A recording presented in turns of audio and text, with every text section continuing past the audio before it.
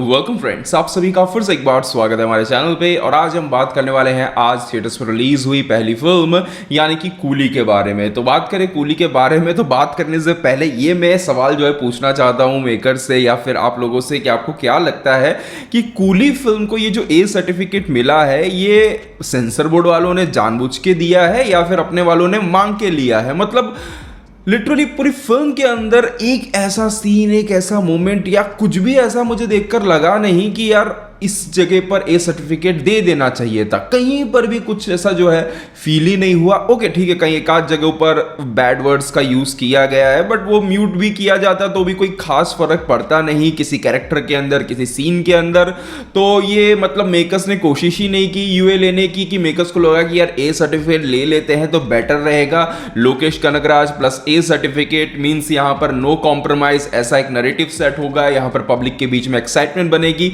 कोई ऐसी कोई स्ट्रेटेजी थी, क्या था क्या नहीं मुझे कुछ समझ आया नहीं। बट ए सर्टिफिकेट जैसा फिल्म के अंदर कुछ भी नहीं था। अब पता नहीं। अब अगर बात करें फिल्म कूली के बारे में तो देखिए, कूली फिल्म की अगर मैं बात करूं तो मेरे लिए पर्सनली कूली एक वॉचेबल फिल्म साबित हुई। ऐसा नहीं कहूंगा कि फिल्म ने कहीं पर परेशान किया बट डेफिनेटली जो एक एक्सपेक्टेशंस थी इस फिल्म के रिलीज होने से पहले, इस फिल्म के अंदर जो कास्टिंग है, इवन लोकेश कनगराज के द्वारा जो चीजें कही गई थी, जो भी चीजें थी, एक जो एक्सपेक्टेशंस बनी हुई थी, उन एक्सपेक्टेशंस को मैं आधा करके आज फिल्म देखने गया था। मैंने कल लाइव स्ट्रीम में कहा था कि मैं दिमाग को पूरा खुला करके जाऊंगा, कहीं पर कोई टाइम ट्रैवल, एलसीयू बिलसीयू कुछ भी जो है दिमाग में मैंने नहीं रखा था। जस्ट एक सिंपल अच्छी फिल्म देखने में गया था। तो उस एक मिनिमम एक्सपेक्टेशंस को जो यहां पर मैं लोकेश कनगराज से रखता हूं उसको भी मैं कह सकता हूं कि ये फिल्म जो है मैच नहीं कर पाई है। तो एक तरीके से लोकेश कनगराज की फिल्म पकड़ के चलूं तो डेफिनेटली काफी हद तक निराशा हाथ लगती है। बट दूसरी तरफ एक रजनीकांत जी की मसाला, मास मसाला फिल्म पकड़ के चलूं तो ठीक है, एक वन टाइम वॉचेबल फिल्म इसे जो है कहा जा सकता है। फिल्म की स्टोरी सिंपल है, काफी जगहों पर हाईली प्रिडिक्टेबल है। बट अच्छी बात यह है कि फर्स्ट हाफ के अंदर रजनीकांत जी का जो कैरेक्टर है कहीं ना कहीं अपने स्वैग के द्वारा, अपने कुछ जगहों पर कॉमिक टाइमिंग के द्वारा, इवन कुछ जगहों पर अच्छी परफॉर्मेंस के द्वारा, सर्टल परफॉर्मेंस के द्वारा जो है हमें इंगेज करके रखने में वो कामयाब रहते हैं। दूसरी तरफ सोबिन शायर का जो कैरेक्टर है फिल्म के अंदर वो मैं कह सकता हूं कि काफी सॉलिड निकला। यहां पर फर्स्ट हाफ सेकंड हाफ दोनों ही जगहों पर कैरेक्टर का काम बहुत ही अच्छा था। परफॉर्मेंस वाइज मैं कह सकता हूं कि बहुत ही बेहतरीन काम यहां पर देखने को मिलता है। डिसअपॉइंटमेंट होती है यहां पर नागार्जुन जी के कैरेक्टर को देखने के बाद, जहां पर बहुत ज्यादा कुछ कहा गया था यहां पर उनके कैरेक्टर को लेकर, उनको लेकर। तो उनका स्क्रीन प्रेजेंस पर्दे पर डेफिनेटली फील होता है बट स्क्रीन टाइम जो था उनके पास काफी कम था। और जो मिला भी स्क्रीन टाइम उसके अंदर जो चीजें उनके द्वारा नजर आती है वो काफी साधारण सी थी। एक तरफ से कहा जाए तो नागार्जुन जी के जितने भी सीन्स थे वो मुझे पर्सनली फिल्म के अंदर काफी बोरिंग फील हुए। पता नहीं क्यों बट काफी बोरिंग फील हुए। फर्स्ट हाफ थोड़ा सा स्लो नजर आता है तो वहीं सेकंड हाफ जो है थोड़ा सा बेटर और तेज भागता हुआ नजर आएगा। बट फिर एक पॉइंट के बाद ऐसा लगेगा कि अब जो है फिल्म खींच रही है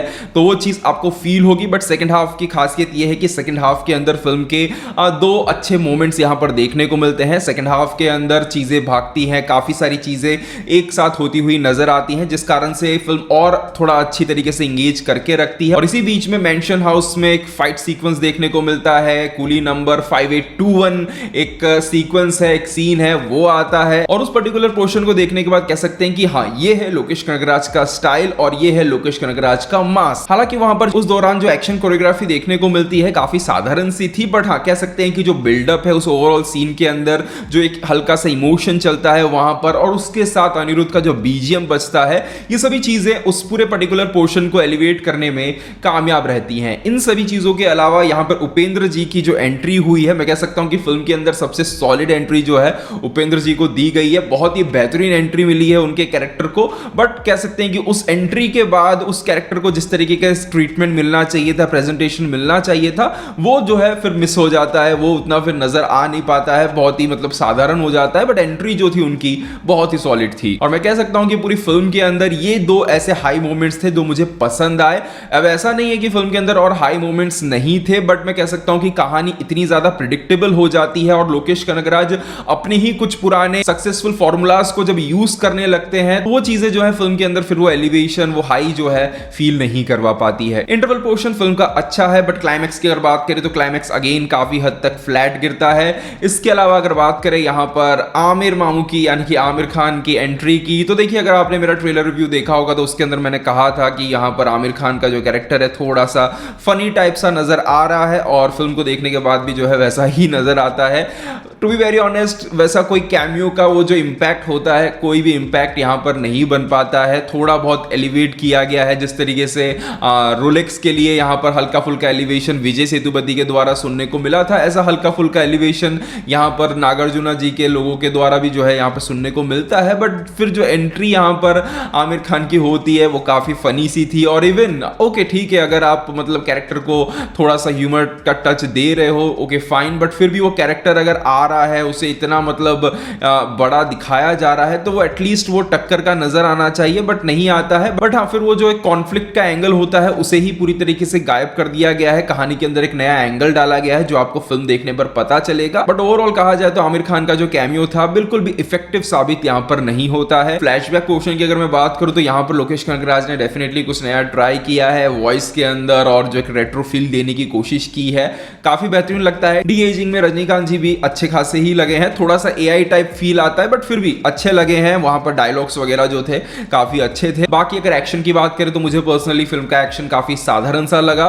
दूसरी तरफ अगर बात करें अनिरुद्ध के म्यूजिक की तो फिल्म का म्यूजिक अच्छा है। इवन बैकग्राउंड म्यूजिक को भी जिस तरीके से यूज किया गया है वो भी मैं कहूंगा कि बहुत ही बेहतरीन था। मोनिका सॉन्ग मैं कह सकता हूं कि वैसे सुनने में काफी अच्छा लगता है बट फिल्म के अंदर जब आया तो पता नहीं कुछ ऐसा खास जो है फील नहीं हुआ। तो ओवरऑल अगर कहा जाए तो अगर लोकेश कनगराज की फिल्म के हिसाब से फिल्म रिलीज होने से पहले जो एक्सपेक्टेशंस आपने रखी होंगी, ये जो बहुत सारी थियरीज वगैरह चल रही हैं उन्होंने तो ऑलरेडी आपका दिमाग खत्म कर ही दिया होगा, यहाँ पर एक्सपेक्टेशंस को एक नेक्स्ट लेवल पर ले ही गए होंगे। मैं तो फिर भी मिनिमम एक्सपेक्टेशंस के साथ गया था, वो सब चीजें दिमाग से निकाल के गया था।